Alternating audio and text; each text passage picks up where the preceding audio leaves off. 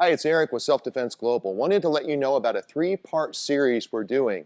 3 things that every woman needs to know about self-defense. In our first post, we offer 3 information sources you may not know about that are free, they take under 2 minutes to check, and they give you great information in terms of your personal safety. I'm going to guide you through using each one right now.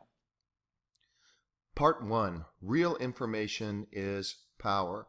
We are looking for data and information rather than sensational stories about what's really happening in our community.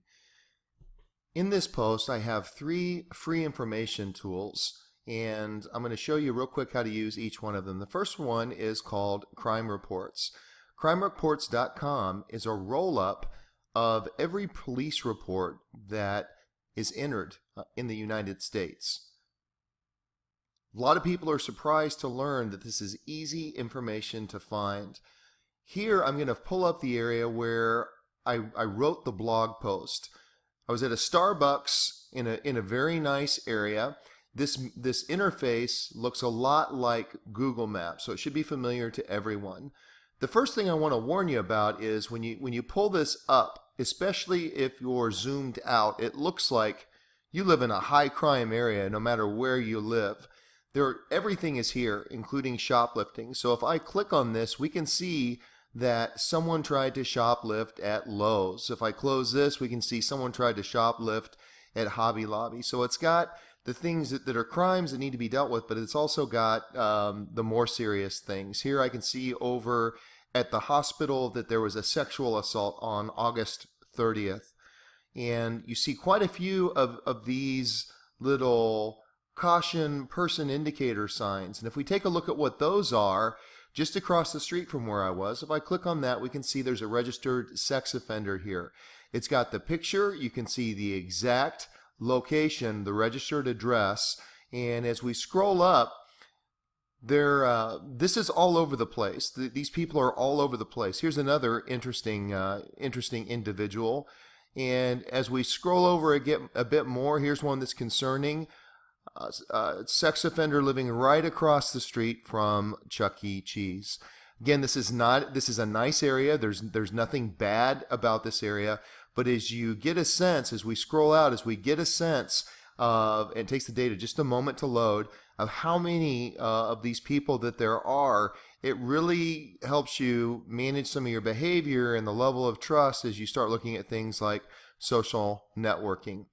Another interesting point of this is we can show the detail of the crime, and if you want to send something to a friend, there's a way for you to easily do that by email. If something happens close to a friend's house, you can let them know about it. That is our first tool. Our second tool is how to do a quick background check to see if someone has a criminal background. If you've ever wondered if a new friend, business associate, or neighbor has some type of criminal background, there's an easy way to check. As I click on this link, it's kind of a long link, so I shortened it here on our webpage, but there's a roll-up by state of all of the state court databases. Most law enforcement, most crime, most politics happens at the local level. Now, every one of these is going to be a little bit different, but if I click on the one for Missouri, the state where I live, as I bring up the application called CaseNet, here we have a few different fields that we can search from. And again, this is going to look different potentially for your state, but if I do a litigant name search, let's use a common name here. Let's pick Joseph. And last name Smith. Common enough name, it should definitely bring something up. And in just a couple minutes, I'll get a list of Joseph Smith. Here we have a case number. Let's see what Joseph Smith did, this particular Joseph Smith. Let's look at charges, judgments, sentences.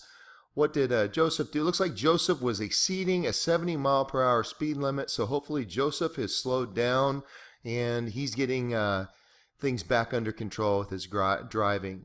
Now, quite a few of these things will roll together because there will be multiple charges.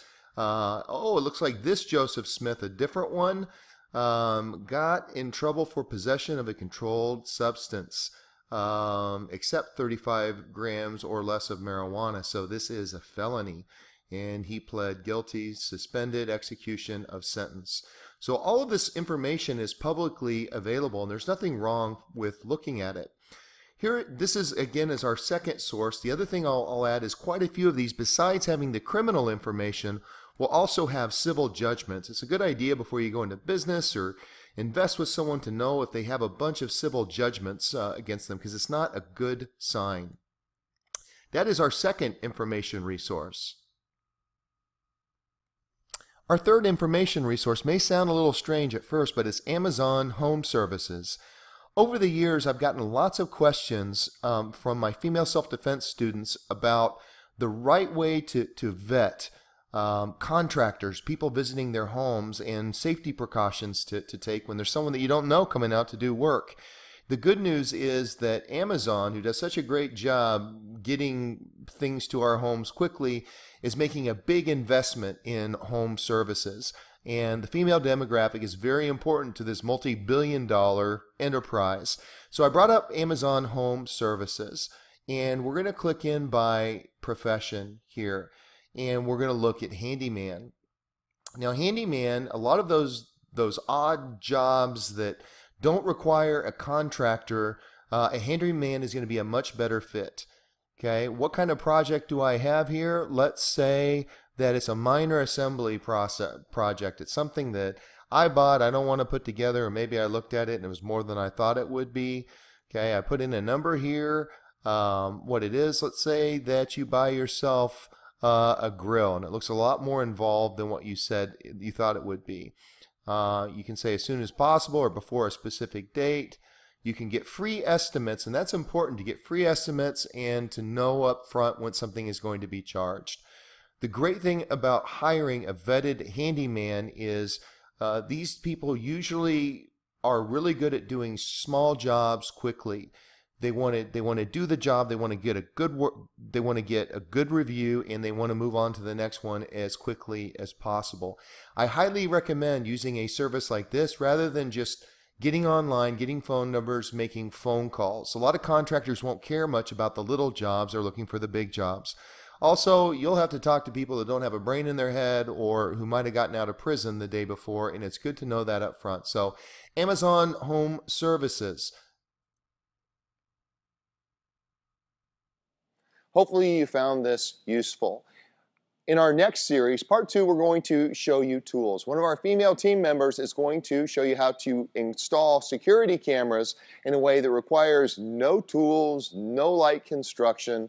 All you need is the ability to use a cell phone or a laptop to set it up. If you'd like to get this, again, free of charge, delivered to your inbox automatically, feel free to sign up in our sign-up form for our newsletter. When you do that, you'll also get access to our free self-defense course and ebook. That is a week-long course including my video instruction that has more information about what you should know before you start physical training than many other programs you'd have to pay for.